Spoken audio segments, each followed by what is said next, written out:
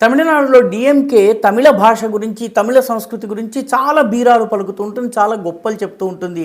కానీ తమిళ భాష యొక్క ప్రమోషన్ కోసమే ఏర్పాటైనటువంటి యూనివర్సిటీ ఒకటి ఉంది. తంజావూరులో ఉన్నటువంటి తమిళ్ యూనివర్సిటీ 40 ఏళ్ల క్రితం దీన్ని ప్రారంభించారు. దాని దుస్థితి ఏంటంటే ఇప్పటికీ దాని మొత్తము యూనివర్సిటీలో చదువుకునే విద్యార్థుల సంఖ్య 1000 దాటలేదు. ఒక బలమైనటువంటి హై స్కూల్లోనే 1000 మంది స్టూడెంట్స్ ఉంటారు. మొత్తం యూనివర్సిటీలో 1000 మంది లేరంటే తమిళ భాషను అధ్యయనం చేసే ఆసక్తి లేదు, ఆసక్తి కలిగించే రీతిలో కోర్సులు లేవు, చదివిన వాళ్ళకి ఉపాధి అవకాశాలు లేవు. ఆ యూనివర్సిటీలో 70 మంది ప్రొఫెసర్ల పొజిషన్స్ ఉంటే ఇప్పటికి 30 మంది మాత్రమే ఉన్నారు. 40 స్థానాలు ఖాళీగా ఉన్నాయి. తమిళ భాష మీద పరిశోధనకి ₹1 కూడా తమిళనాడు ప్రభుత్వం ఇవ్వడం లేదు.